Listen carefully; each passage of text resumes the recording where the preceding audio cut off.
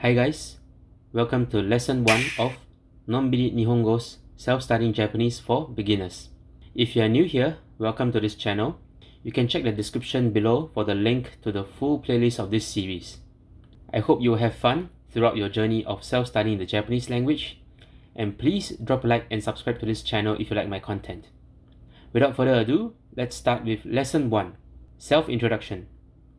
At the end of this lesson, you should be able to form simple sentences using the basic sentence structure, use particles to add more information to a sentence, use expressions for greetings, and finally, create a simple self-introduction. Remember, the lesson does not end with this video. This video is the start of it. So first, let us meet Mai here. Hello, Mai-chan. Let's take a look at her self-introduction. Konnichiwa. Hajimemashite. 私の名前はマイです。私の趣味はダンスです。私の大学は NTU です。よろしくお願いします。This is a sample of a simple self-introduction. At the end of this lesson, you should be able to create a simple self-introduction like this for yourself. First, let us take a look at a few sentences in the Japanese language and the English language. The sentences in English tells us that something is something. For example, 私は田中です。I am Tanaka. これは本です。This is a book. この本は日本語の教科書です。This book is a Japanese language textbook. When we look at the corresponding sentences in Japanese, we can observe some similarities. There are two things in each sentence which are linked by two words, wa in the middle of the sentences and des at the end of the sentences. In fact, we have spotted a general pattern for sentences like this, which declares that something is something. Take note that the word in the middle of the sentences, wa, is written as ha bracket wa because the Japanese hiragana character for this word is ha. However, when it is used in the manner like it is now, it is pronounced as wa. In these lessons, I'll be writing it as ha bracket wa so that you can get used to reading it as so until you have learned the Japanese writing systems. So for a basic declarative sentence in Japanese, the sentence pattern is as follows. A wa B this, which means A is B, where A can be a noun and B can be a noun or adjective. A declarative sentence is a sentence whose purpose is to relay information, in this case about noun A. Declarative sentences are the most basic type of sentence and make up a bulk of the sentences we see every day in most languages. Let us break down this sentence. A can be a noun. There are many ways of classifying types of words in languages. To put it simply, a noun is a naming word. For example, book or Mickey Mouse. Next, wa in the middle of the sentence is a particle. We will learn about particles in a few moments. Be can be a noun or an adjective. To put it simply, an adjective is a describing word. Some examples of adjectives are the color red, or big and small. Finally, this is the copula verb in the Japanese language. To put it simply, a verb is an action word. The copula verb of a language is an action word that connects the subject of a sentence to its complement. For example, in the English sentence, this is a book. The copula verb is the word is. The copula verb of the English language is the verb to be, but we commonly see it as words such as am, is, and are. With that, we can now form a basic declarative sentence in Japanese. A is B. By simply replacing A and B, we can create several types of sentences for a variety of situations. For this lesson, we will use this sentence form to do self-introductions to people when we meet them for the first time. So let's try a simple activity. In this activity, let us form some sentences using the basic sentence structure. We have already replaced A in these sentences with the words watashi or I or me in Japanese and kore, which is this in Japanese. We can form simple sentences by replacing the B in these two sentences with other nouns such as I am a boy or I am a student. For the second sentence, this is a book or this is a dictionary. You can pick up additional nouns, search for their Japanese equivalents, and use them to expand your vocabulary. However, take note to only translate single words and not to translate entire sentences. If you want to be sure, feel free to type your sentences in the comment section below and I can check them for you. So in the earlier slide, we have learned that wa is a particle. What are particles? In the Japanese language, particles are suffixes that immediately follow the modified noun, verb, adjective, clause, or sentence to indicate various meanings and functions. Think of particles as a marker. When it appears after a word, it tells us what the word means in the sentence. Is it the main subject performing an action? Is it the thing which the action is being performed on? Is it the time which the action is done? Or is it the means which the action was performed by?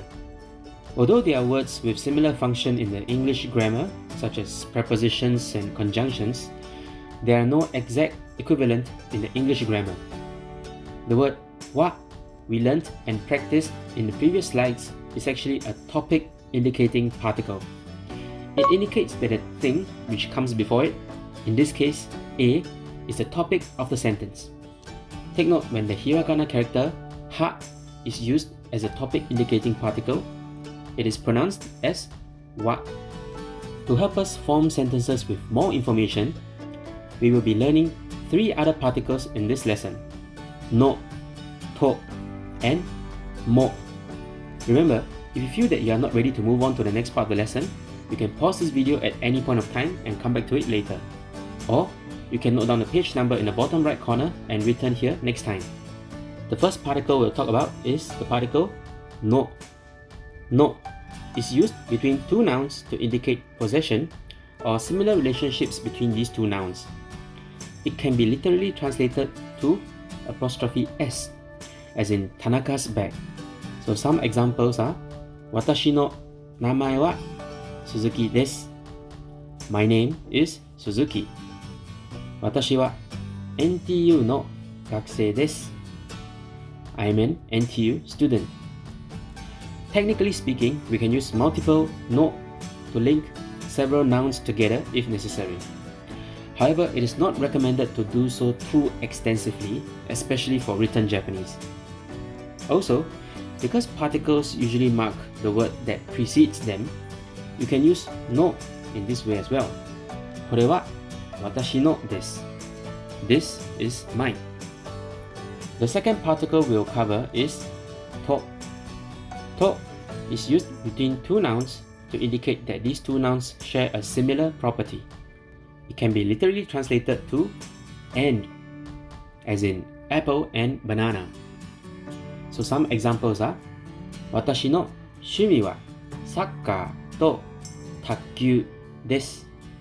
My hobbies are soccer and table tennis. 鈴木さんと田中さんは私の友達です. Suzuki and Tanaka are my friends. Take note that this particle to is used to indicate complete listing. If to is used for the sentence, my hobbies are soccer and table tennis, it is indirectly implied that he has two hobbies.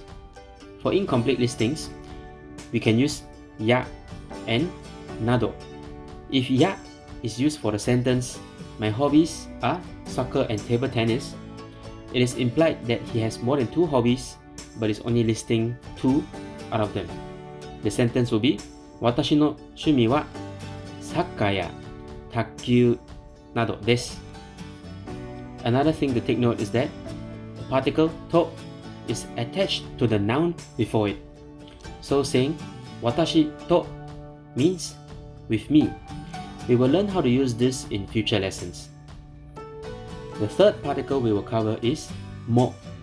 Mo is used after a noun to indicate that it possesses a similar property to the previous topic. So some examples are 私も NTU の学生です。I'm also an NTU student. Or I'm an NTU student too. 鈴木さんも私の友達です。Suzuki is also my friend. Or Suzuki is my friend too. So these are the three particles that we have covered in this lesson. No, to, and mo. Remember, if you feel that you are not ready to move on to the next part of the lesson, you can pause this video at any point of time and come back to it later. Let's try a simple activity to practice. In this activity, let's form sentences using the basic sentence structure and each of the three particles we have just learned. Feel free to look back at the respective slides for examples. You can pick up additional nouns, search for the Japanese equivalents, and use them to expand your vocabulary. However, take note to only translate single words and not to translate entire sentences. If you want to be sure, feel free to type your sentences in the comment section below and I can check them for you. You can try a second activity to practice forming sentences. In this activity, let's create sentences which we can use in our self-introduction. Form at least 3 sentences which can describe yourself. For example, are you a guy or a girl? Are you a student or a company employee? What is your school or company? You can use make-up names instead of the names of your real school or company. Or what is your hobby? Or what are your hobbies? Apart from particles, we will also pick up some simple fixed expressions for greetings. Ohayou gozaimasu. Ohayou gozaimasu. Good morning. Konnichiwa. Konnichiwa. Good afternoon or hello. Konbanwa. Konbanwa. Good evening. Hajimemashite. Hajimemashite. This is our first meeting. Yoroshiku onegai shimasu. Yoroshiku onegai shimasu. Please treat me well. So this is a summary of the things we have learned in this lesson. We have learned how to form simple sentences using the basic sentence structure A, wa, B, this. We have also learned particles to add more information to a sentence and expressions used in greetings. With this, we can finally create a simple self-introduction for ourselves. So in this activity, let's create a short and simple self-introduction. Write down the sentences formed and practice by saying them aloud. Try to have more than 5 sentences in your self-introduction, including the fixed expressions. If you have done the activities mentioned in the lesson so far, you should have everything you need to do this.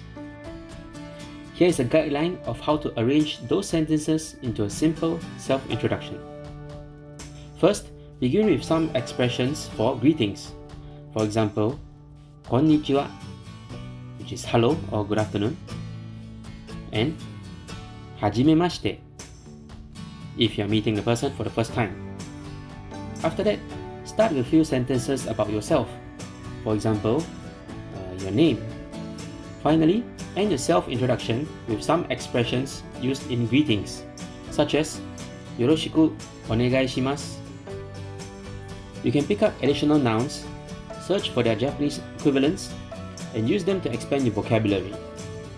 However, take note to only translate single words and not to translate entire sentences. If you want to be sure, feel free to type your sentences in the comment section below and I can check them for you. In the next activity, let's take it a step further and practice more by creating a simple introduction of another person. In this case, change watashi, which is I or me in Japanese, to the appropriate pronoun and introduce that person. Some of the pronouns you can use are anata, which means you, or kare, which means he, or kanojo, which means she. However, it is best to use the person's name in the introduction. For example, Mai-san wa 学生です. So this is a summary of this lesson. For a basic declarative sentence in Japanese, the sentence pattern is as follows. A, wa, B, this, where A can be a noun and B can be a noun or an adjective. By simply replacing A and B, you can create several types of sentences for a variety of situations. This is a summary of the 3 additional particles we learnt. No is used between 2 nouns to indicate possession or similar relationships between 2 nouns. It can be literally translated to '(s), as in Tanaka's bag. To, the particle to, is used between 2 nouns to indicate that these 2 nouns share a similar property. It can be literally translated to and, as in apple and banana. Finally, the particle mo is used after a noun to indicate that it possesses a similar property to the previous topic. For example, watashi mo gakusei desu. I'm a student too. It can be literally translated to or also, as in I'm a student too. Apart from particles, we have also picked up some simple fixed expressions for greetings, such as Ohayou gozaimasu, konnichiwa, konbanwa, hajimemashite, and yoroshiku onegai shimasu. Finally, we have also learned how to create a simple self-introduction for ourselves. With that, this is the end of lesson 1. Feel free to rewind or rewatch this video anytime and let me know in the comments if you have any questions. Remember, the lesson does not end with this video. This video is the start of the lesson. You can check the description below for the link to the full playlist of this series. Please drop a like and subscribe to this channel if you like my content. Thank you for watching and have a great time studying. では、またね。